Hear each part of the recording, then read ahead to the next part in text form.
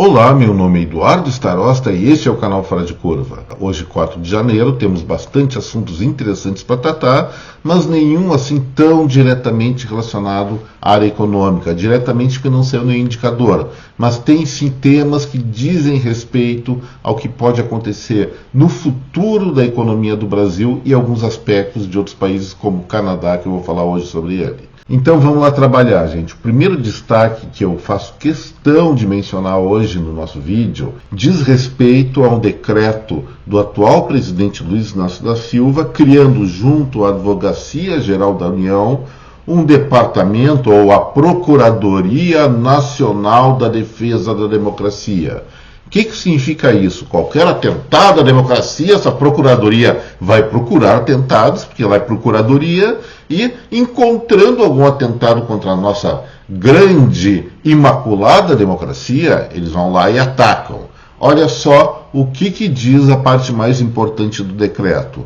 Essa divisão, ou essa procuradoria, vai representar a União judicial e extrajudicialmente em demandas e procedimentos para a resposta e enfrentamento à desinformação sobre políticas públicas. Ou seja, é uma procuradoria que vai buscar quem está desinformando sobre políticas públicas. E o que é desinformação? Nesse contexto, gente, essa palavra pode significar qualquer coisa. Inclusive se pronunciar de maneira contrária ou em oposição ao que o governo está executando na sua gestão. Gente, vocês sabem que é isso? Significa simplesmente que a Advocacia Geral da União, por ordem do Presidente da República, vai poder censurar qualquer um que fale alguma coisa que não seja de interesse do governo. Vamos dizer o seguinte, sai um dado sobre produção industrial do IBGE e a imprensa oficial, a imprensa estatal vai dizer que a produção cresceu, e aqui Eduardo Starosta no Fora de Curva vai fazer as continhas e ver que não cresceu e caiu e eu divulgar isso, eu estaria praticando a desinformação e seria alvo de sanções por parte do governo federal. Não por estar contando mentira, mas por estar desinformando o que é de interesse do governo federal de que seja informado ou seja passado à população. Pessoal, isso é sério. Isso não pode acontecer. O Congresso Nacional tem que se mexer, porque o Congresso agora é talvez o único defensor que nós temos da Carta Constitucional que nos dá liberdade de expressão como cláusula pétrea. O Judiciário, especialmente o Supremo, já não milita mais nessa defesa, como mostra em vários episódios de censura a pessoas que falavam coisas que eles não gostavam, ou eles não achavam correto, ou eram contra o interesse deles. Então, gente, se nós não tomarmos cuidado, aquelas profecias mais radicais a respeito desse governo atual podem se tornar verdade. Será que o nosso grau de liberdade vai evoluir do que nós temos agora para o que existe numa Rússia, numa China, numa Nicarágua, numa Venezuela? Tomara que não, mas temos que ficar muito alertas a respeito dessa questão. Uma outra coisa que aconteceu ontem e que pessoalmente eu acho muito preocupante foi uma reunião do ministro aqui da Fazenda brasileira, o Fernando Haddad, e o seu colega argentino, Daniel Scioli. O que eles estavam discutindo? A criação de uma moeda única do Mercosul, evidentemente iniciando por Brasil e Argentina. Gente, vamos pensar o seguinte: os hermanos aqui do lado, eles estão com uma inflação de 90%. Para fazer uma união monetária entre dois países ou dentro de um bloco econômico, não é de uma hora para outra. Primeiro tem que ter disciplina fiscal, o que é uma coisa que nenhum dos governos dos dois países querem ter. Em segundo lugar, tem que ter um Banco Central único com um super controle de emissão monetária.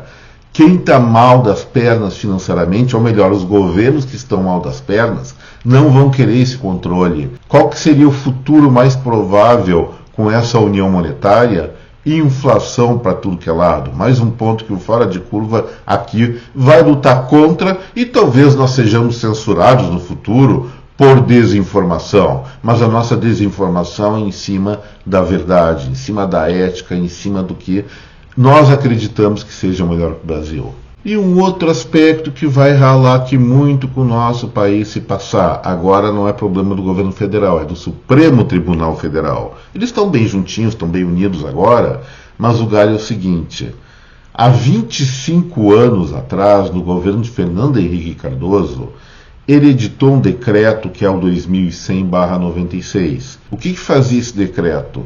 Desvinculava o Brasil da resolução 158 da OIT, que prevê que uma empresa só pode demitir o seu funcionário por justa causa ou problemas econômicos muito sérios. Então, se um trabalhador não tem aquele desempenho mínimo desejável, ele não vai poder ser demitido, ele tem que continuar no seu local de trabalho ganhando seus salários. Gente, isso aí pode ser até, em princípio, uma proteção para os trabalhadores, mas é uma mentira.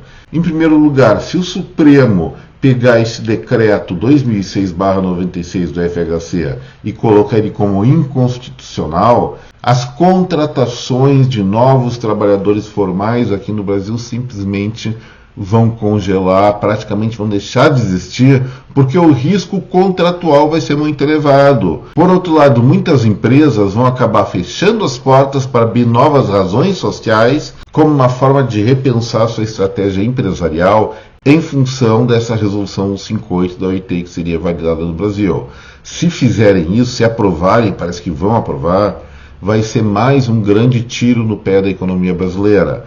A empregabilidade, ou seja, o potencial de gerar emprego formal aqui no país, vai cair substancialmente. E por outro lado, ou pelo mesmo lado, mas em outro raciocínio, eu aposto com vocês, no médio prazo, a taxa de desemprego vai lá para as estrelas, porque, como eu falei, empresas vão fechar para se reestruturar dentro dessa nova normatização, se for aprovado. Tomara que não seja, senão enfrentaremos um futuro bem mais difícil do que nós esperávamos nos próximos anos. E finalizando sobre o Brasil, ontem eu até comentei no Fora de Curva a respeito do ioiô, alta e baixa dos preços dos combustíveis no varejo ou no posto de gasolina, por conta da perspectiva que depois foi derrubada, pelo menos até final de fevereiro, de retomada dos impostos federais sobre gasolina e diesel. Diesel, vamos fazer o parênteses, não vai ter tributos pelo menos até o final do ano. Mas o que aconteceu? Os comerciantes ou os donos de postos de gasolina, gerentes, o que fizeram? Se protegeram em relação à alta do preço do combustível, especialmente de gasolina, no distribuidor, e aumentaram seus preços para ter mais dinheiro para comprar mercadoria para revender novamente ao consumidor. Uma coisa muito legítima, muito natural no mercado. E aí o ministro Flávio Dino disse: isso não pode, então vamos verificar, vamos autuar esses postos.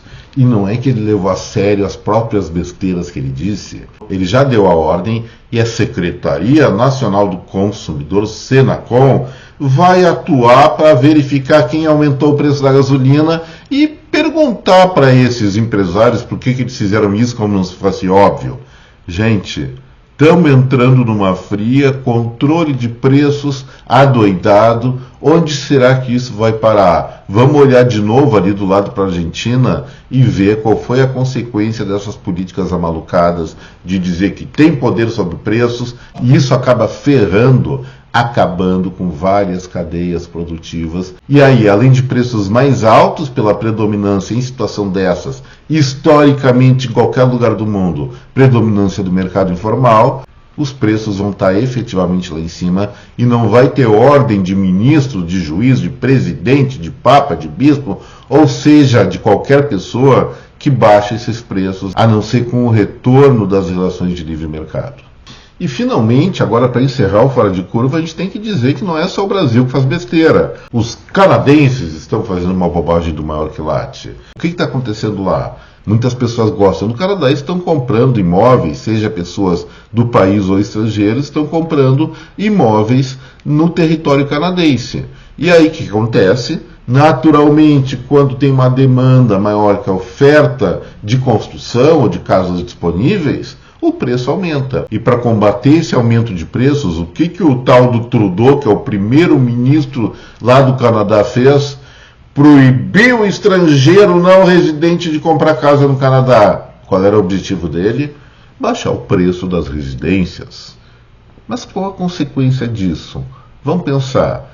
Se os estrangeiros são parte relevante do mercado imobiliário canadense, impedir que eles comprem vai gerar, certamente, uma queda do preço dos imóveis. Mas junto com a queda do preço dos imóveis, também a construção civil vai se ver menos entusiasmada para construir novas casas. E se as empresas de construção param de construir, o que acontece com as pessoas que trabalham na construção civil? Na rua, desempregados. A não ser que o Trudeau lá resolva fazer como o Brasil quer fazer, o Supremo brasileiro quer, de invalidar demissões sem justa causa. E aí eles estão ferrados também. Gente, isso mostra que irracionalidade e colocar convicções políticas sem base no conhecimento está na moda em vários lugares do mundo. Eu vou encerrar o Fora de Curva agora pedindo, por favor, não se esqueçam, vão se inscrever no canal, deixar o like e compartilhar o vídeo. Muito obrigado pela atenção, pessoal. Até breve. Um abraço em cada um de vocês e tchau!